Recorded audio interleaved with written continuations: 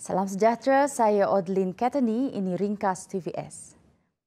Belanjawan 2021 telah pun dibentangkan Menteri Kewangan Tengku Datuk Seri Zafrul Tengku Abdul Aziz di Dewan Rakyat pada Jumaat.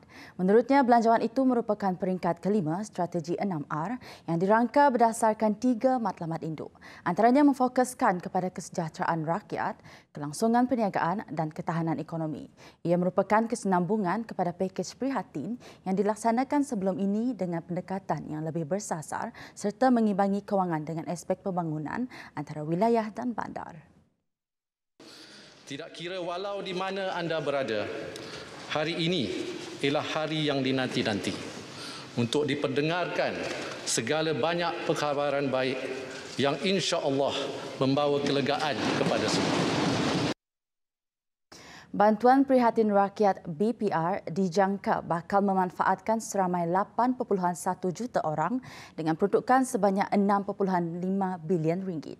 Menteri Kewangan di dalam pembentangan belanjawan 2021 pada Jumaat memberitahu jumlah itu telah meningkat dari sebelumnya iaitu peruntukan 5 bilion ringgit di bawah bantuan sara hidup PSH.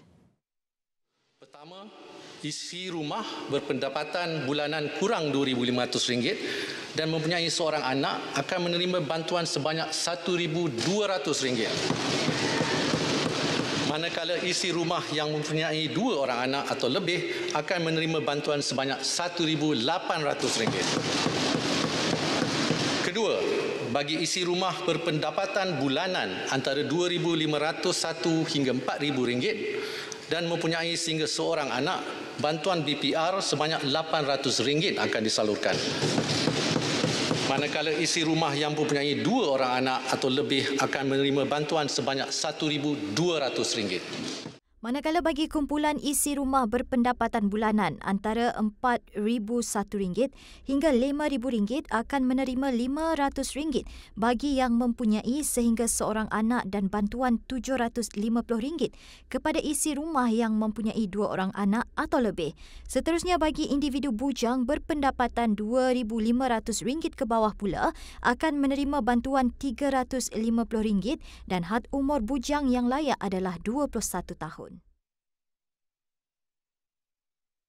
Bagi membantu golongan yang hilang pekerjaan susulan COVID-19, kerajaan telah mengumumkan kemudahan pengeluaran simpanan daripada akaun 1 kumpulan simpanan wang pekerja KWSP sebanyak RM500 bermula Januari 2021. Menurut Tengku Zafrul, pengeluaran ini dijangka akan meringankan beban kewangan kepada 600,000 ahli KWSP yang terjejas. Maka sebagai inisiatif keempat dan yang saya pasti dinanti-nantikan, kerajaan mengumumkan kemudahan pengeluaran simpanan KWSP dari akaun 1 secara bersasar sebanyak RM500 sebulan dengan jumlah sehingga RM6,000 untuk 12 bulan.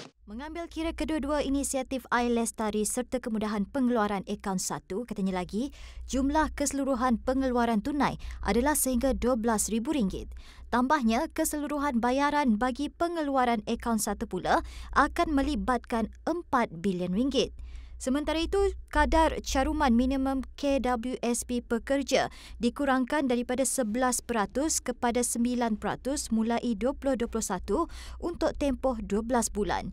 Ini adalah bagi meningkatkan pendapatan boleh guna ini akan memanfaatkan pencarum KWSP dengan nilai inisiatif RM9.3 bilion. Kerajaan akan melaksanakan skim jaminan penjanaan pekerjaan iaitu Jana Kerja yang melibatkan penyediaan 500,000 peluang pekerjaan baru bermula tahun depan. Kata Menteri Kewangan Tengku Datuk Seri Zafrul Tengku Abdul Aziz, ianya termasuk pelaksanaan pelbagai program peningkatan kemahiran dan latihan semula melalui perbelanjaan kerajaan yang berjumlah RM3.7 bilion. Kadar purata pengangguran sejak 10 tahun lalu merekodkan 3.2% atau sekitar 500,000 penganggur. Berikutan pandemik COVID-19, ia telah meningkat kepada 5.3% atau 820,000 penganggur pada Mei 2020, iaitu tertinggi sejak 1989. Melalui pembukaan semula ekonomi dan pelaksanaan inisiatif prihatin dan penjana, kadar pengangguran telah turun kepada 4.7% pada Ogos 2020. Katanya lagi, kerajaan juga akan meneruskan usaha pengambilan pekerja di bawah Pertubuhan Keselamatan Sosial Perkeso yang kini dikenali sebagai Penjana Kerjaya menerusi 4 insentif dengan peruntukan RM2 bilion.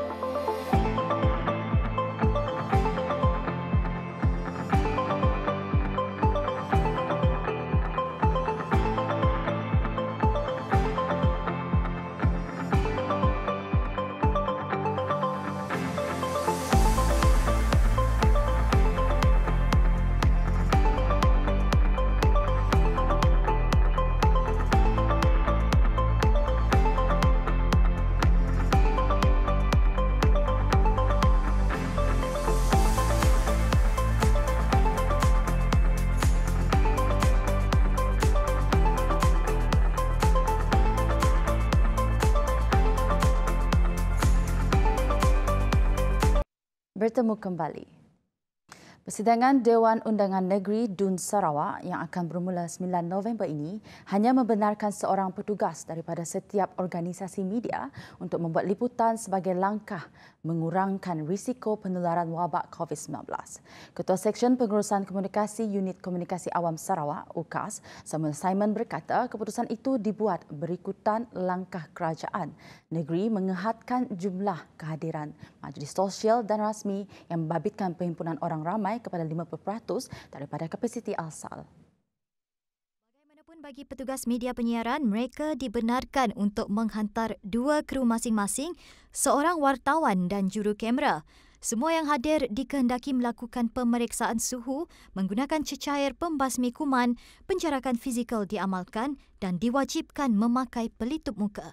Dalam taklimat media berhubung tata cara persidangan Dun di sini yang turut dihadiri Setiausaha Dun Sarawak Pele Peter Tinggom, beliau berkata pihak media tidak diwajibkan menjalani ujian saringan COVID-19 seperti ahli Dewan Undangan Negeri iaitu ADUN atau petugas yang perlu berada dalam Dewan Persidangan. Bagaimanapun pergerakan petugas media hanya dihadkan di kawasan lobi dan bilik media di bangunan Dun sahaja. Pihak Dun Sarawak akan mematuhi segala prosedur operasi standard SOP yang telah ditetapkan oleh Jawatankuasa Pengurusan Bencana Negeri JPBN bagi memastikan persidangan kali ini bebas daripada COVID-19. Sementara itu, beberapa ahli Dewan Undangan Negeri ADUN Sarawak telah pun melakukan ujian saringan COVID-19 yang diadakan secara pandu lalu di pekarangan bangunan Dun Sarawak pada Jumaat.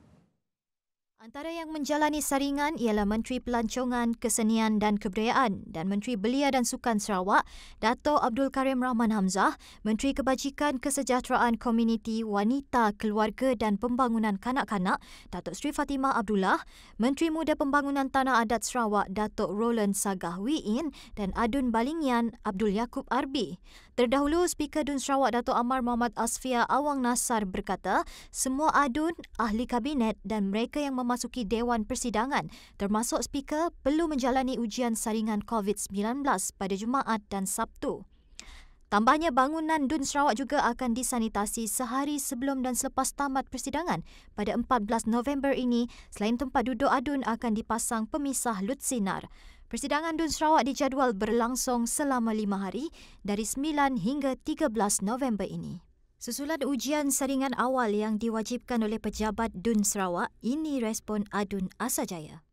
Daripada prasyarat dan SOP untuk menghadiri Jawatan Negeri Sting untuk hari ini, saya rasa ya ini apa yang telah dilakukan oleh pejabat Jawatan Negeri adalah satu yang nasabah dan juga baik, kerana kita berusaha untuk kalau dapatnya apabila ada perjumpaan ataupun soalan yang melibatkan ramai orang, mesti ada